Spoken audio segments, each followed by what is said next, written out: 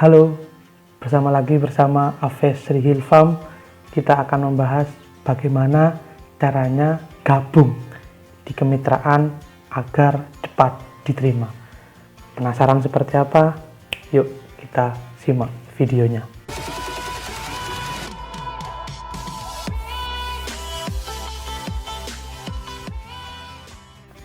Nah, baik, banyak teman-teman kita di luar sana yang sekarang itu susah untuk mencari kemitraan di ayam broiler, baik bagi peternak pemula atau yang senior.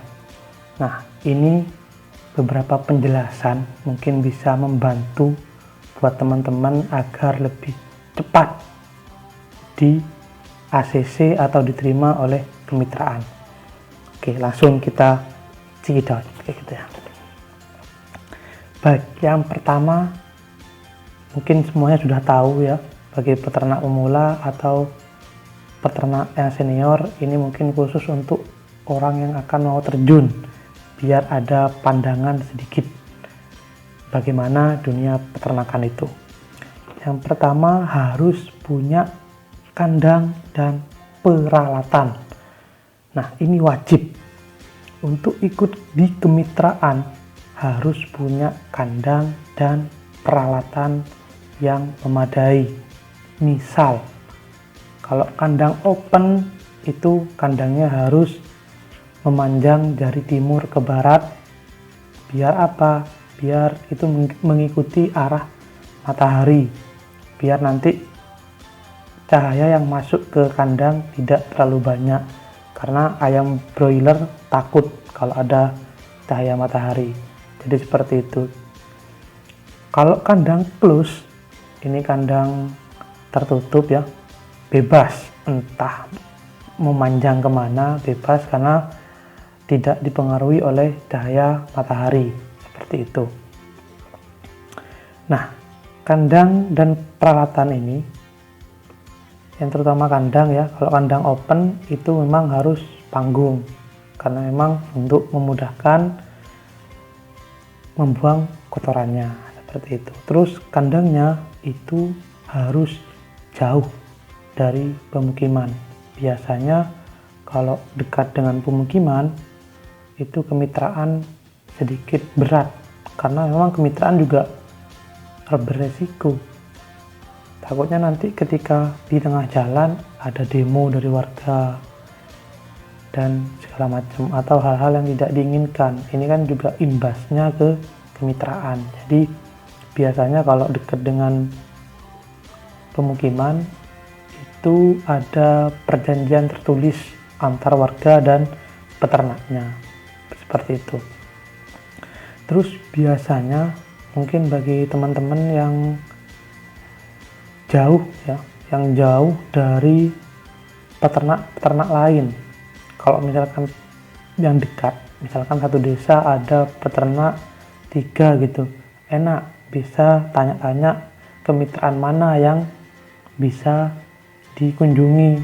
Tapi bagaimana jika saya yang baru pertama kali mendirikan kandang, info nggak ada, kemitraan nggak tahu seperti apa. Nah, biasanya bagi teman-teman yang tidak tahu kemitraan apa di daerah tersebut, biasanya yang pertama datang ke dinas peternakan setempat terdekat. Biasanya dinas peternakan itu punya datanya. Silakan datang ke sana, minta nomor kontak perusahaannya. Habis itu silakan tanya-tanya, kemudian datangi kantornya. Habis itu pengajuan bahwa saya ingin melakukan kerjasama antar kemitraan, seperti itu. Terus setelah itu, kalau misalkan cara ini juga susah, ada cara yang kedua, yaitu biasanya posting di grup-grup peternak Nusantara. Banyak ya, grup-grupnya banyak yang besar, ada komunitas peternak broiler banyak. Pokoknya silakan masuki, kemudian tanya di situ, karena PPL kemitraan banyak juga yang gabung di grup tersebut, tapi mereka cenderung tidak aktif, artinya nyimak gitu. Kalau nanti tanya di situ, mungkin ada PPL yang bisa membantu untuk mengarahkan kemana harus bergerak, kantornya di mana, seperti itu.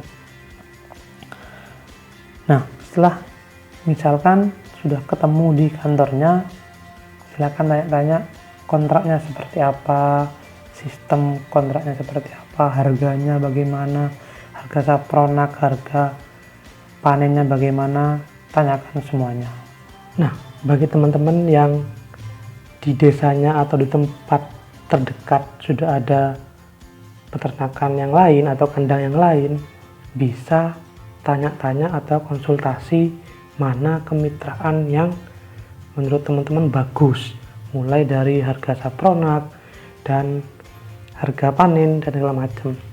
Di situ bisa sebagai referensi untuk kemitraan yang ingin dipilih seperti apa, itu lebih enak.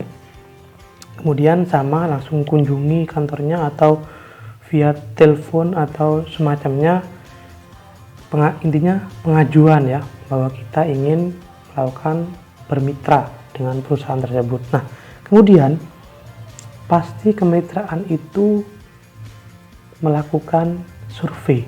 Nah, survei ini yang biasanya akan menentukan teman-teman bisa diterima apa tidak. Biasanya PPL itu surveinya mulai dari kondisi kandang. Kandangnya ini memadai apa tidak. Mulai dari peralatan, air, dan aksesnya mungkin. Terus setelah itu mungkin juga PPL bisa melihat karakter dari peternaknya, karena memang ada beberapa peternak itu yang memang sedikit aneh-aneh gitu loh, entah ayamnya dijual atau pakannya dijual. Nah, kemitraan sangat berhati-hati dengan peternak semacam itu. Biasanya PPL ini sering tanya-tanya ke kandang-kandang yang lain, bagaimana peternak itu, bagaimana orangnya itu, bagaimana sikap orangnya ini, bagus apa tidak. Biasanya PPL tanya seperti itu. Atau paling tidak, kalau misalkan tidak nemu kandang lain, tanya ke warga sekitar, seperti itu. Terus ini juga PPL pas survei jauh tidak dengan pemukiman, dengan penduduk. Kalau misalkan jauh, itu kemungkinan besar PPL atau kemitraan mau menerima, seperti itu. Itu yang pertama. Kemudian yang kedua yaitu yang harus kita siapkan jaminan ya, karena perusahaan itu pasti mau ada jaminan dari peternak, entah itu berupa uang, sertifikat, atau BPKB. Misal saya contohkan ya, kalau misalkan uang, kalau uang itu biasanya dilihat dari populasi berapa ekor di kandang kita. Misalkan Rp1.000 per ekor. Kalau kandang kita ada 5.000 ekor, berarti jaminannya 5 juta gitu. Atau enggak, kalau BPKB mobil atau motor, terserah, mungkin semakin banyak populasinya semakin tinggi yang diminta BPKB-nya dalam bentuk mobil, seperti itu. Tapi ada juga kemitraan yang tidak ada jaminan. Jadi tidak ada jaminan sama sekali, langsung oke, duit datang, pakan datang, seperti itu. Tapi ini ada negatifnya.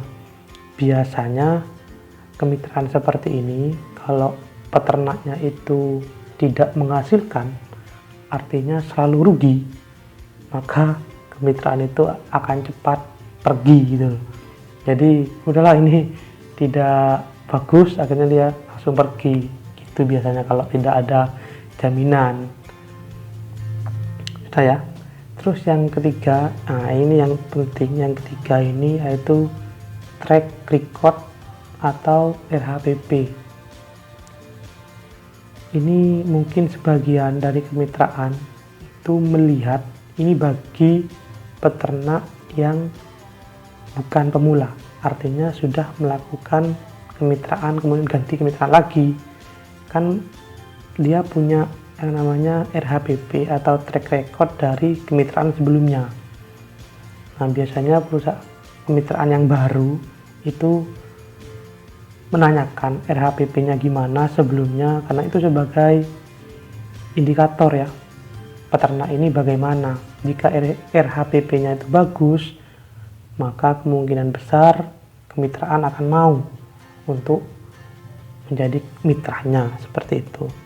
Tapi kalau RHPP-nya itu jelek semua atau raportnya itu merah semua, kemungkinan kemitraan itu akan susah untuk menerima, seperti itu. Tapi kalau pemula ini belum, karena memang kalau pemula belum punya RHPP atau belum punya track record. Mungkin kalau pemula itu bisa ditanya, PPL itu bisa ditanyakan di warga sekitar atau peternak kandang yang terdekat, bagaimana sifat peternaknya, bagaimana kondisi peternaknya, seperti itu. Jadi kemitraan itu juga apa istilahnya, selalu berhati-hati. Intinya kesimpulannya ya, kita sebagai peternak ya selalu jujur, karena kejujuran itu di atas segalanya. Yang namanya bermitra itu pasti saling mencari keuntungan. Peternak ingin dapat untung, kemitraan ingin dapat untung, tapi jangan saling merugikan. Intinya kalau bermitra pasti saling menguntungkan, bagaimana itu mengolahnya biar tidak salah target, salah begini, salah begitu, akhirnya ada pihak yang dirugikan, susah lagi cari kemitraan.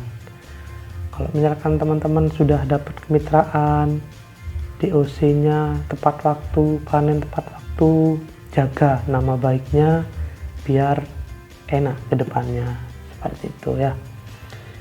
Baik, mungkin itu penjelasan dari saya. Mungkin ada saran, ada masukan dari teman-teman, mungkin ada teman-teman yang lebih senior, silahkan komen di komentar agar bisa belajar lagi, biar bisa dievaluasi lagi. Baik, jangan lupa subscribe, like, dan komen untuk bisa membangun channel ini bisa lebih bagus lagi, lebih baik lagi. Salam peternak Nusantara.